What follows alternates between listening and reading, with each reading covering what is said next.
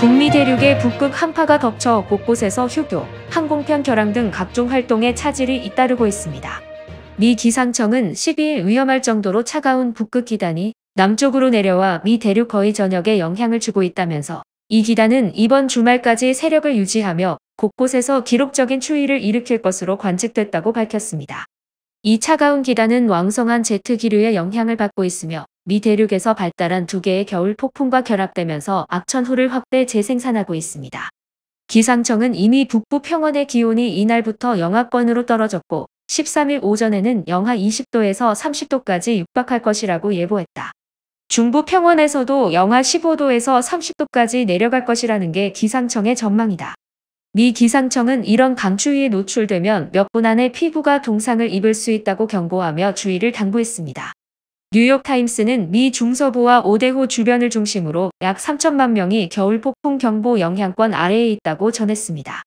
미국 대부분 지역에서는 이미 평년보다 훨씬 낮은 수준으로 기온이 떨어지고 강풍이 불면서 주민들이 추위를 호소하고 있습니다.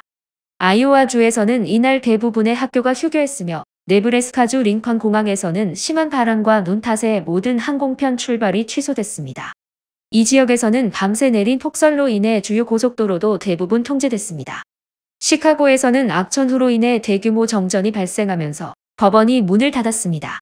이 지역에 전력을 공급하는 회사 커메드는 약 7만 9천 곳의 가구 기업의 전기가 끊겼다고 밝혔습니다. 오는 15일 첫 대선 후보 경선인 아이오와주 코커스, 즉 당원 대회를 앞둔 공화당 후보들은 눈보라와 추위로 인해 이 지역에서 일부 선거 유세 등 행사를 취소해야 했습니다. 노스캐롤라이나주부터 조지아주, 플로리다, 미시시피주 등 동남부 지역에는 이날 토네이도가 덮칠 가능성이 예보됐습니다. 서북부 지역인 오리건주에는 겨울 폭풍 경보가 내려졌으며 해안 지역에는 폭설이 내릴 것으로 관측됐습니다. CNN 방송은 전날 서부 아이다호주 쇼쇼네 카운티의 오지에서 눈사태가 발생해 3명이 고립된 후 1명이 사망한 것으로 추정된다고 당국의 발표를 인용해 전했습니다. 지난 10일 캘리포니아주 중부 산지에서도 유명 스키 리조트에서 눈사태가 발생해 1명이 사망한 바 있습니다.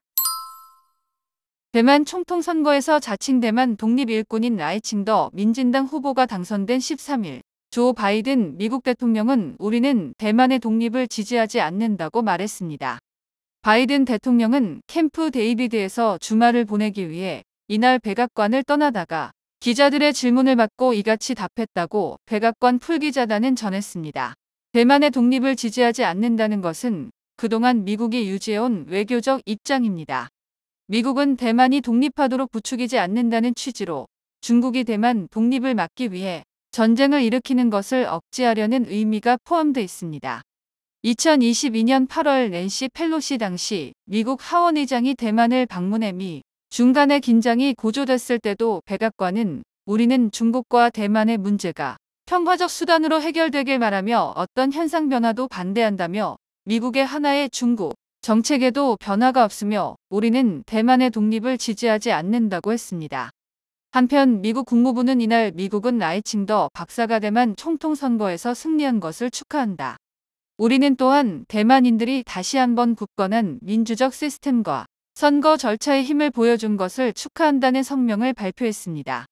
미국은 중국이 이번 선거에 개입하려 한다고 우려해왔습니다.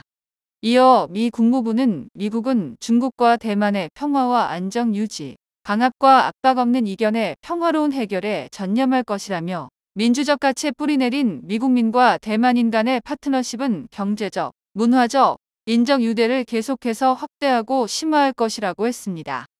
국무부는 미국의 하나의 중국 원칙에 부합하며 대만 관계법에 따르는 방식으로 우리가 공유하는 이익과 가치를 진전시키며 장기간에 걸친 우리의 비공식적 관계를 심화시키기 위해 라이 박사 그리고 대만 모든 정당의 지도자들과 협력할 것을 고대한다고 했습니다. 미국이 하나의 중국 원칙과 대만 독립을 지지하지 않는다는 정책을 강조하는 바탕에는 시진핑 중국 국가주석이 대만의 독립을 막기 위해 전쟁을 일으킬 수 있다는 우려가 깔려 있습니다. 토니 블링컨 국무장관은 선거 하루 전날인 12일 워싱턴 DC를 방문한 류젠차오 공산당 대외 연락부장을 만나 대만 해협과 남중국해에서 평화와 안정을 유지하는 것의 중요성을 강조했다고 국무부는 밝혔습니다. 블링컨 장관은 이날 취임 후 처음 워싱턴 DC를 찾은 가미카와 유코 일본 외무상도 만났습니다. 블링컨 장관과 가미카와 외상도 대만 해협과 남중국해의 평화와 안정을 유지하는 것의 중요성을 논의했다고 국무부는 전했습니다. 다만 바이든 대통령은 중국이 먼저 대만을 침공한다면 미군 병력을 동원해 방어할 것이란 의지를 공개적으로 표현한 적 있습니다. 2022년 9월 미 CBS와의 인터뷰에서 우크라이나의 경우와 달리 중국의 침공 시 미군 병력이 대만을 방어할 것인가? 란 질문을 받고 바이든 대통령은 그렇다고 답했습니다. 그는 당시 인터뷰에서 시진핑 중국 주석이 당신의 대만에 대한 결의에 대해 무엇을 알아야 하나란 질문을 받고 우리는 우리가 오래전 합의한 내용에 동의한다. 하나의 중국 정책이 있고 대만 스스로 자국의 독립에 대해 판단할 것이라고 말했습니다. 당시에도 바이든 대통령은 우리는 대만이 독립하라고 부추기지 않으며 그것은 그들의 결정이다라고 말했습니다. 하지만 곧바로 미군이 대만을 지키지 않느냐라는 질문이 이어지자 바이든 대통령은 그렇다. 만약 실제로 전례 없는 공격이 이루어지면 말이다라고 말했습니다. 당시 CBS 앵커가 확실히 하기 위해 묻는데 우크라이나와 달리 미군 병력이 대만을 지 것인가라고 질문하자 그렇다고 답했습니다. LG전자가 미국 텍사스에 전기차 충전기 생산 공장을 세우고 본격 가동에 들어갑니다.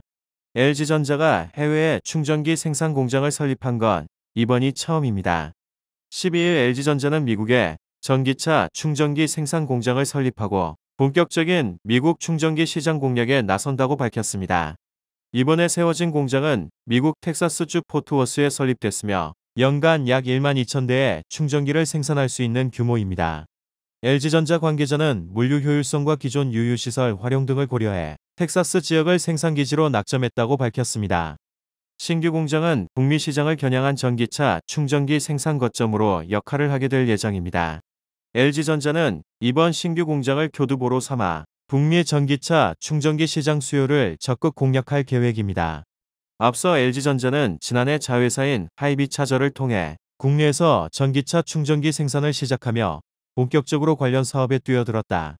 1차적으로 11kW 완속 충전기 생산으로 시작하고 연내 175kW 급속 충전기와 350kW 초고속 충전기까지 생산을 확대할 계획을 세우고 있습니다.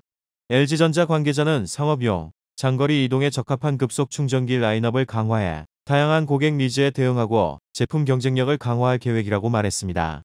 장익환 LG전자 BS 사업본부장은 이번 전기차 충전기 생산 거점 구축을 통해 빠르게 성장하는 미국 전기차 인프라 수용에 적극 대응하겠다고 밝혔습니다.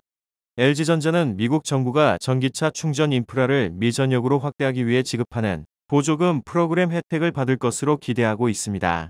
미 정부는 2030년까지 도로에 최고 50만 대의 공공충전기를 설치하는 것을 목표로 전기차 충전소 사업자 등에게 자금을 지원하고 있습니다.